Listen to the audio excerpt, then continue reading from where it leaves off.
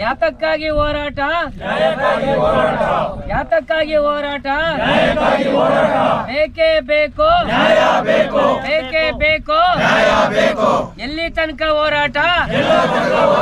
ಎಲ್ಲಿ ತನಕ ಹೋರಾಟ? ಭೂಮಿ ಭೂಮಿ ಭೂಮಿ ಬೇಕೇ ಬೇಕು, ಬೇಕೇ ಬೇಕು, ಬೇಕೇ ಬೇಕು. ಎಲ್ಲಿವರೆಗೂ ಹೋರಾಟ? ಎಲ್ಲಿವರೆಗೂ ಹೋರಾಟ? ಎಲ್ಲಿವರೆಗೂ ಹೋರಾಟ? ನಮ್ಮ ಕಲ್ಕೋಟೆ ಸರ್ವೆ ನಂಬರ್ 118ರಲ್ಲಿ ಗುಡದಟ್ಟಿ, ಕಲ್ಕೋಟೆ ಗುಡದಟ್ಟಿ ಗ್ರಾಮದ ವಾಸಿಗಳು ರಾಮಕೃಷ್ಣಪ್ಪ ಮತ್ತು ಅವ್ರ ಕುಟುಂಬದವರು ಭಾಳ ವರ್ಷದಿಂದ ಇಲ್ಲಿ ಅವರು ಉಳುಮೆ ಮಾಡ್ಕೊಂಡು ಬರ್ತಾ ಇದ್ದಂಥ ಒಂದು ಸನ್ನಿವೇಶ. ಇದೇ ಊರಿನವರು ಇದೇ ಸರ್ವೆ ನಂಬರ್ನಲ್ಲಿ ಭಾಳಷ್ಟು ಜನ ಉಳುಮೆ ಮಾಡ್ತಿದ್ರು. ಹುಷಾರಿರೋಂಥವ್ರು, ತಿಳುವಳಿಕೆ ಇರೋಂಥವ್ರು ಈಗಾಗಲೇ ಹಿಂದೆಯೇ ನಮ್ಮ ತಿಮ್ಮಣ್ಣ ಹೇಳ್ದಂಗೆ ಸಾಗುವಳಿ ಚೀಟಿ ಪಡೆದುಬಿಟ್ಟವ್ರೆ. ಪಾಪ ಇವರು ಅಮಾಯಕರು, ಇವರಿಗೆಲ್ಲ ಒಂದಷ್ಟು ಅವಿದ್ಯಾವಂತರು, ತಿಳುವಳಿಕೆ ಕಡಿಮೆ, ಸಾಗುವಳಿ ಚೀಟಿ ಇಲ್ಲ ಬಟ್ ಪೊಸಿಷನ್ ಇದ್ದಾರೆ. ಮುಖ್ಯವಾಗಿ ಇಲ್ಲಿ ಗಮನಿಸಬೇಕಾಗಿರೋಂಥದ್ದು, ಈ ಭೂಮಿ ಬಿಟ್ಟರೆ ಬೇರೆ ಭೂಮಿನೇ ಇಲ್ಲ ಇವ್ರಿಗೆ ಉಳುಮೆ ಮಾಡ್ಕೊಂಡು ತಿನ್ನಲಿಕ್ಕೆ ಅಥವಾ ಜೀವನ ಸಾಗಿಸ್ಲಿಕ್ಕೆ. ಇವರ ಅಮಾಯಕತ್ವದಿಂದ ಇವರು ಪೊಸಿಷನಲ್ಲಿದ್ದಾರೆ, ಅದನ್ನು ದೃಢಪಡಿಸೋಕ್ಕೆ ಆಗಲಿಲ್ಲ. ಒಂದು ಉಳುಮೆ ಚೀಟಿ ತೊಗೊಂಡು ಕುತ್ಕೊಂಡಿದ್ರೆ ಇವತ್ತು ಈ ಸಂಕಟ ಇರಲಿಲ್ಲ. ಅನಾಹುತ ಆಗಿದೆ. ಈ ಭಾಗದಲ್ಲಿ ಏನು MLA ಅವರಿದ್ದಾರೆ, ಅವರು ರಾಜಕೀಯ ಸಂಧ್ಯಾ ಕಾಲದಲ್ಲಿರೋಂಥ ವ್ಯಕ್ತಿ, ಭಾಳ ನಿಪುಣರು ಮತ್ತು ಅನುಭವವುಳ್ಳಂಥ ರಾಜಕಾರಣಿಗಳು. ನನ್ನ ಅನುಭವದಲ್ಲಿ ಹೇಳ್ಬೇಕು ಅಂದರೆ ಈ ವಿಷಯನ ಈ ಲೆವೆಲ್ ಗಂಟ ಆ್ಯಕ್ಚುಲಿ ಬಿಡೋಂಥ ಮನುಷ್ಯ ಎಲ್ಲ ಬಿಟ್ಬಿಟ್ಟವ್ರೆ. ಅವರು ಯಾಕೆ ಯಾಮಾರಿದ್ದಾರೆ ಅಂತ ಗೊತ್ತಿಲ್ಲ. ಇಲ್ಲಿ ನಮ್ಮ ತಾಲೂಕಿನ ಆಡಳಿತ ವಿಫಲವಾಗಿದೆಯೋ ಅಥವಾ MLA ಅವರು ಆಡಳಿತ ಮಾಡಲಿಕ್ಕೆ ವಿಫಲರಾಗಿದ್ದಾರೋ ಗೊತ್ತಿಲ್ಲ. ಈ ಕುಟುಂಬದ ಪೂರ್ವಪರ ಪರಿಶೀಲನೆ ಮಾಡಿ ಆ ಕುಟುಂಬದ ಪರ ನಿಲ್ಲಬೇಕಾಗಿತ್ತು. ತಾಲೂಕಿನ ಆಡಳಿತ ಆಗಿರಲಿ, ಜಿಲ್ಲಾ ಆಡಳಿತ ಆಗಿರಲಿ, ಆ ಕುಟುಂಬದ ಪೂರ್ವಪರ ಅವ್ರಿಗೆ ಗೊತ್ತಿದೆಯೋ ಗೊತ್ತಿಲ್ವೋ ಗೊತ್ತಿಲ್ಲ, ಅಥವಾ ಆಡಳಿತದ ಮೇಲೆ ಇವ್ರಿಗೆ ಬೇಜವಾಬ್ದಾರಿತನ ಬಂದಿರ್ಬೋದು. ಅವರ ಬೇಜವಾಬ್ದಾರಿತನದ ಆಡಳಿತದಿಂದ ಇವತ್ತು ಈ ಕುಟುಂಬಕ್ಕೆ ಭಾಳಷ್ಟು ನೋವು, ಸಂಕಟ ತಂದಿದೆ.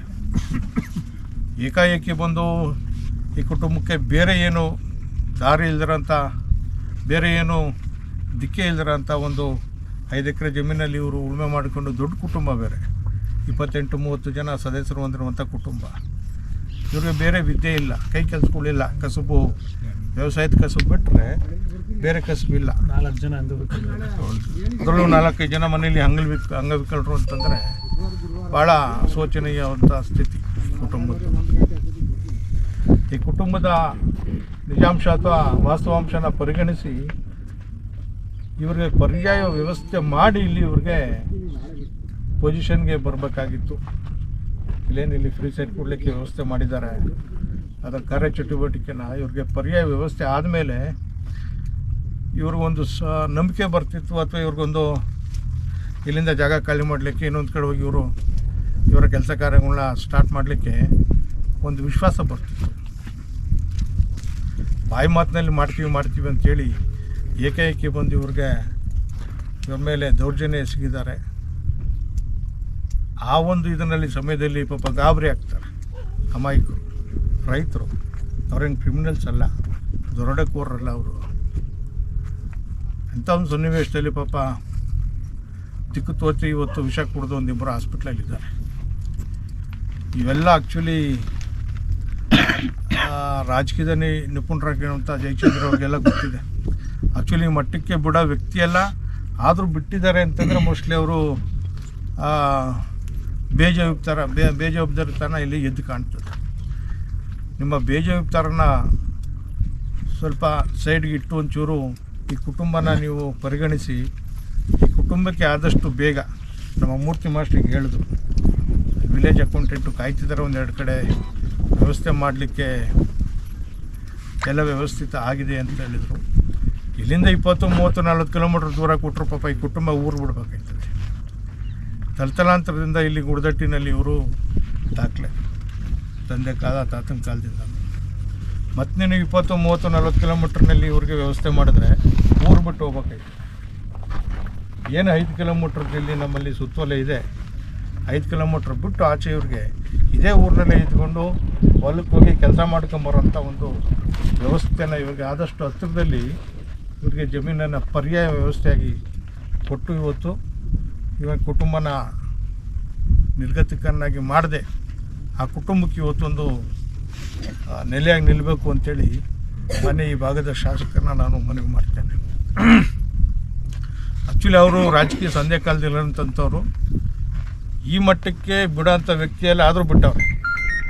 ಮೋಸ್ಟ್ಲಿ ಅವ್ರಿಗೆ ಆಡಳಿತದ ಮೇಲೆ ಬೇಜವಾಬ್ದಾರನ ಎದ್ದು ಕಾಣ್ತಾ ಇದೆ ಅನಿಸುತ್ತೆ. ಈ ಬೇಜವಾಬ್ದಾರನ ನೀವು ಆದಷ್ಟು ಬೇಗ ಅದನ್ನು ಕಡೆಗಣಿಸಿ ಈ ಕುಟುಂಬಕ್ಕೆ ಇವತ್ತು ನೋಡಿ ಬಿಸಿಲಲ್ಲಿ ಈಗಾಗಲೇ 1 ತಿಂಗಳು 1.5 ತಿಂಗಳಿಂದ ಇವರು 20 ದಿನ ಅದು ಥಂಡಿ ಗಾಳಿ ಮಳೆ ಇಂಥ ಒಂದು ಪರಿಸ್ಥಿತಿನಲ್ಲಿ ಇವತ್ತು ಈ ಕುಟುಂಬ ಅದು ಹೆಣ್ಣುಮಕ್ಳು ಬೇರೆ ಕಿತ್ಕೊಟ್ಟಾರೆ.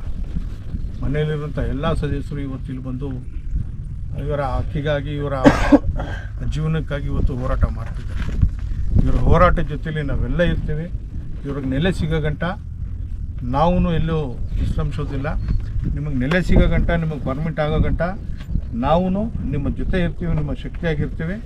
ಇದನ್ನು ಅತಿಯಾಗಿ ಏನಾದರೂ ಮುಂದುವರಿಸಿದ್ರೆ ಇಲ್ಲಿ ಆ ತಾಲೂಕಿನ ಆಡಳಿತದವರು ನಾವು ಬೇರೆ ಬೇರೆ ಥರ ಕಾನೂನು ರೀತಿಯಲ್ಲಿ ಸ್ಟೆಪ್ ಹಾಕ್ಬೇಕಾಗ್ತದೆ. ಆ್ಯಕ್ಚುಲಿ ಅವ್ರು ಇಲ್ಲಿ ಮಾಡಿರೋ ಪ್ರಸಂಗ ಕಾಮಿಡಿ. ಈಗ ಮುಂದೆಗಡೆ ಮೈನ್ ರೋಡಲ್ಲಿ ಇವ್ರೇನು ರೋಡ್ ತಗೊಂಬಂದಿದ್ದಾರೆ, ಅದರ ಜಮೀನು ಬೇರೆ ಯಾರ್ದೋ ಜಮೀನು. ಆ ಜಮೀನು ನನಗೆ ಅಗ್ರಿಮೆಂಟ್ ಆಗಿದೆ, ಸಾಗುವಳಿ ಜಮೀನು. ಅದು ಪಾಣಿ ಬಂದಿದೆ, ಅದಕ್ಕೆ ಮಾಲೀಕರಿದ್ದಾರೆ, ಅದು ಸರ್ಕಾರ ಜಾಗ ಅಲ್ಲ. ಅದ್ರಲ್ಲಿ ರೋಡ್ ಹೇಳ್ಕೊಂಬಂದವ್ರೆ. ಮತ್ತಿಲ್ಲಿ ನೋಡಿದ್ರೆ ಏಕೈಕಿ ಇವ್ರನ್ನ ಸೈಟ್ ಓಕ್ಲೆಪ್ಸಿಲಿಕ್ಕೆ ಬಂದಿದ್ದಾರೆ. ಇವೆಲ್ಲ ನೋಡಿದ್ರೆ ಮೋಸ್ಟ್ಲಿ ನಾವು ಪ್ರಜಾಪ್ರಭುತ್ವ ವ್ಯವಸ್ಥೆಯಲ್ಲಿದ್ದೀವೋ ಅಥವಾ ಪಾಳೆಗಾರಿಕೆ ವ್ಯವಸ್ಥೆಯಲ್ಲಿದ್ದೀವಿ ಅನ್ನೋದನ್ನು ನೆನಪಿಸ್ತದೆ. ಮುಂದೆ ಮೈನ್ ರೋಡ್ ಇರೋ ಜಮೀನು ಸಮೇತ ಇವರು ರಸ್ತೆ ಕನೆಕ್ಟಿವಿಟಿ ಮಾಡ್ಕೊಂಬಂದಿರೋಂಥ ಜಮೀನು ಸರ್ಕಾರದ್ದಲ್ಲ. ಅಲ್ಲಿ ಯಾರನ್ನೂ ಕೇಳದೆ ರಸ್ತೆ ಹೇಳ್ಕೊಂಬಂದವ್ರೆ ಅಂತಂದರೆ ಮೋಸ್ಟ್ಲಿ ಇದು ಪ್ರಜಾಪ್ರಭುತ್ವದ ಸಿಸ್ಟಮ್ ಅಲ್ಲ. ಪ್ರಜಾಪ್ರಭುತ್ವದ ಸಿಸ್ಟಮ್ ಅಲ್ಲ, ಮೋಸ್ಟ್ಲಿ ಬ್ರಿಟಿಷ್ನವರ ಕಾಲವನ್ನು ನೆನಪಿಸ್ತೈತೆ. ನಮಗಂತೇಳಿ ಪ್ರಜಾಪ್ರಭುತ್ವದಲ್ಲಿ ಮಾಡಲಿಕ್ಕೆ ಅಂಬೇಡ್ಕರ್ ಅವರು ಒಂದು ಸಂವಿಧಾನ ಕೊಟ್ಟಿದ್ದಾರೆ. ಆ ಸಂವಿಧಾನದಲ್ಲಿ ನಮಗಿರೋ ಹಕ್ಕನ್ನು ಪಡೆಯಲಿಕ್ಕೆ ಬಿಡಿ, ನಮ್ಮ ಹಕ್ಕನ್ನು ನಮಗೆ ಕೊಡಿ, ಮಿಕ್ಕಿದ್ದು ನೀವೇನು ಬೇಕೋ ಮಾಡ್ಕೊಳ್ಳಿ. ಮೊದಲನೇದಾಗಿ ನೀವು ಅಲ್ಲಿ ರಸ್ತೆ ಮಾಡಿರೋದೇ ತಪ್ಪು. ಆ ರಸ್ತೆ ಮಾಡಿರೋದು ಈಗ ನಗರಸಭೆ ಕಮಿಷನರು ಅಥವಾ ಯಾರು ಇಲ್ಲಿ ಆದೇಶ ಹೊರಡಿಸಿದ್ದಾರೆ, ಆ ಆದೇಶದ ಮೇಲೆ ನಾವು ಕೋರ್ಟಿಗೆ ಹೋದರೆ ಆಟೋಮೆಟಿಕ್ ನಿಂತು ಹೋಗ್ತದೆ. ಯಾವುದನ್ನ ಆದೇಶ ಮಾಡಿದ್ದಾರಾ ಅಷ್ಟೇ? ಆದೇಶದ ಕಾಪಿ ಏನಾದರೂ ಇದೆಯಾ? ನೋಟಿಸೇ ಕೊಟ್ಟಿಲ್ಲ. ಅಲ್ಲ, ಆದೇಶ ಇದೆಯಾ? ನೋಟಿಸ್ ಬೇಡ ಇವ್ರಿಗೆ. ಆದೇಶ ಯಾವುದೇ ಆದೇಶ ನೋಟಿಸ್ ಬೇರೆ. ಇಲ್ಲಿ ಲೇಔಟ್ ಮಾಡಲಿಕ್ಕೆ ಆದೇಶ ಯಾರು ಕೊಟ್ಟಿದ್ದಾರೆ? ನಗರಸಭೆ. ಆಗಲೇ ಅದೊಂದು ಆದೇಶದ ಕಾಪಿ ತಗೋಬೇಕಿತ್ತು. ಲೇಔಟ್ ಮಾಡಲಿಕ್ಕೆ ಯಾರ್ದೋ ಜಮೀನ್ ಮೇಲೆ ಇವರು ರೋಡ್ ಮಾಡ್ಕೊಂಬರ್ಲಿಕ್ಕೆ ಬಾ ಅಂತೇಳಿ ಆದೇಶ ಮಾಡ್ತಾರ? ಇವ್ರು ಲೇಔಟ್ ಮಾಡಲಿಕ್ಕೆ ಯಾರೋ ಇನ್ನು ಉಳುಮೆ ಮಾಡ್ತಿರೋಂಥ ರೈತರ ಜಮೀನ್ ಮೇಲೆ ಲೇಔಟ್ ಮಾಡೋಂತ ಎಲ್ಲಾದರೂ ಹೇಳ್ತಾರ? ಇದು 2017ರಲ್ಲಿ RDC ಚೇಂಜ್ ಆಗ್ಬಿಟ್ಟಾಗ ನಗರಸಭೆಗೆ ಆಗ್ಬಿಟ್ಟಿದೆ ಇರ್ಬೋದು. ಈಗ ಈ ಪೊಸಿಷನಲ್ಲಿ ಇದ್ದಾರಲ್ಲ ರೈತರು, ಇವರಿಗೆ ನೋಟಿಸ್ ಕೊಡಬೇಕಿತ್ತು. ಮತ್ತು ಇವರೇನು ರೆಗ್ಯುಲೇಷನ್ ಮಾಡ್ಕೊಂಡಿದ್ದಾರಾ ನಗರಸಭೆಯಲ್ಲಿ ಲೇಔಟ್ ಮಾಡಲಿಕ್ಕೆ? ಮೀಟಿಂಗ್ ಮಾಡಿದ್ದಾರಾ? ಗೊತ್ತಿಲ್ಲ. ಮತ್ತು ಇವೆಲ್ಲ ತೊಗೋಬೇಕಿತ್ತು ತಾವೆಲ್ಲ. ಇಲ್ಲಿ ಲೋಕಲ್ ಮೆಂಬರ್ ಯಾರು? ಹಾಂ, ಕೌನ್ಸಿಲರು. ಅವ್ರಿಗೆಲ್ಲ ಗೊತ್ತಿರ್ತದೆ ಆದೇಶ ಆಗಿದ್ದಾವೆ ಇಲ್ಲ ಅಂತೇಳಿ ಆದೇಶದ ಕಾಪಿ ತಗೊಬರ್ಬೇಕಿತ್ತು. ನೋಡೋಣ. ಈಗ ನಾವು ಬಂದಿದ್ದೀವಿ, ಮೂರ್ತಿ ಮಾಸ್ಟ್ರು ಜೊತೆಲಿದ್ದಾರೆ. ಈಗಾಗಲೇ ಹಾರೇನವರು ಒಂದೆರಡು ಕಡೆ ಜಾಗ ಪರಿಶೀಲನೆ ಮಾಡೋಣ ಅಂತ ಹೇಳಿದ್ದಾರೆ. ಜಾಗ ನೋಡೋಣ. ಜಾಗ ಸಮಾಧಾನವಾಗಿ ಇವರಿಗೆ ಹತ್ತಿರದಲ್ಲಿ, ಇವ್ರ ಗ್ರಾಮಕ್ಕೆ ಹತ್ತಿರದಲ್ಲಿರೋಂಥ ಜಮೀನಾದರೆ ಒಂದು 7-8 ಕಿಲೋಮೀಟ್ರ್ ಒಳಗಡೆ, ಒಂದು 10 ಕಿಲೋಮೀಟ್ರ್ ಒಳಗಡೆ ಇರೋಂಥ ಜಾಗ ಆದರೆ ಖಂಡಿತವಾಗಿ ಇವ್ರಿಗೆ ಅನುಕೂಲ ಆಗ್ತವೆ. ಎಲ್ಲ 20-30 ಕಿಲೋಮೀಟ್ರ್ ದೂರ ಇತ್ತು ಅಂದರೆ ಮತ್ತೆ ಇವರು ಊರು ಬಿಡಬೇಕು. ಊರು ಬಿಡಿಸ್ಲಿಕ್ಕೆ ಇವರೇ ಬೇಕಾ, ಇವರ ಆಡಳಿತನೇ ಬೇಕಾ?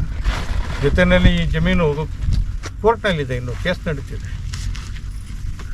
ಏನಾಗಿದೆ ಸರ್ ಇವ್ರಿಗೆ, ಹಾಂ ಇವ್ರ ಮೇಲೆ ದೌರ್ಜನ್ಯ ಮಾಡಪ್ಪ ಇದು ನಡೀತಾ ಇದೆ ನೋಡಿ. ಅವರು ಬೋರ್ಡ್ ಹಾಕಿದಾರೆ ಕೋರ್ಟಲ್ಲಿ ನ್ಯಾಯಾಲಯದಲ್ಲಿದೆ ಅಂತ ಹೇಳಿ. ಆ JCB ತಂದು ಆ ಬೋರ್ಡ್ ಅನ್ನೇ ತಳ್ತಾ ಇದ್ದಾರೆ ಅಂತಂದ್ರೆ. ಆಮೇಲೆ ಮ್ಯಾನ್ ಹ್ಯಾಂಡ್ಲಿಂಗ್ ಮಾಡಿದ್ದಾರೆ ಪೊಲೀಸ್ನವರು ಇಲ್ಲರ ಇದ್ರ ಮೇಲೆ. ಕೊಡಿ ಇವೆಲ್ಲ ದಾಖಲೆ ಕೊಡಿ, ನಾನೇ ಕೋರ್ಟ್ಗೆ ಹೈಕೋರ್ಟ್ಗೆ ನಾನೇ ಅಪೀಲ್ ಆಗ್ತೀನಿ ಕೊಡಿ. ಬಹಳ ಸಮಸ್ಯೆ ನಮ್ಮಲ್ಲಿ ಮಾಡಿದ್ದಾರೆ. ಇರೋಂಥ ದಾಖಲೆ ಕೊಡಿ, ಒಂದಷ್ಟು ಫೋಟೋಸ್ ವಿಡಿಯೋಸ್ ಏನಾರು ಮಾಡಿರ್ತಾರಲ್ಲ ಕೊಡಿ. ಹೈಕೋರ್ಟ್ ಆದೇಶ ಮಾಡ್ಕೊಂಬರೋಣ, ಇವ್ರು ಸ್ಟಾಪ್ ಮಾಡೋಣ. ಅದು ರಸ್ತೆದು ನಮ್ಮದೇ ಜಮೀನು, ಇವ್ರಿಗೆ ದೌರ್ಜನ್ಯ ಮಾಡ್ತಿದ್ದಾರೆ. ಈ ದೌರ್ಜನ್ಯಕ್ಕೆ ಒಂದು ಕೊನೆ ಕಾಣ್ತಾನ. ನಿಮ್ಮ ಮುಂದೆ ನಾವು ಇರ್ತೀವಿ. ಈಗೇನು ಜಮೀನು ನೋಡ್ಲಿಕ್ಕೆ ಹೇಳಿದ್ದಾರೆ, ಜಮೀನು ನೋಡ್ಕೊಂಬರ್ತೀವಿ. ಜಮೀನು ಸಮಾಧಾನವಾಗಿತ್ತು ಅಂದರೆ ಖಂಡಿತವಾಗ್ಲೂ ಅವ್ರಿಗೆ ನಾವು ಕೋಪ್ರೇಟ್ ಮಾಡೋಣ. ಅಲ್ಲ ಆಗ್ಲಿ ಸರ್, ಇವರ ಹೊಟ್ಟೆ ಮೇಲೆ ಹೊಡೆದು ಇವ್ರನ್ನ ಮನೆ ಹಾಳು ಮಾಡಿ ಇನ್ನೊಬ್ಬರ ಮನೆ ಉದ್ಧಾರ ಮಾಡೋಂಥದ್ದು ಬೇಕಾಗಿಲ್ಲ.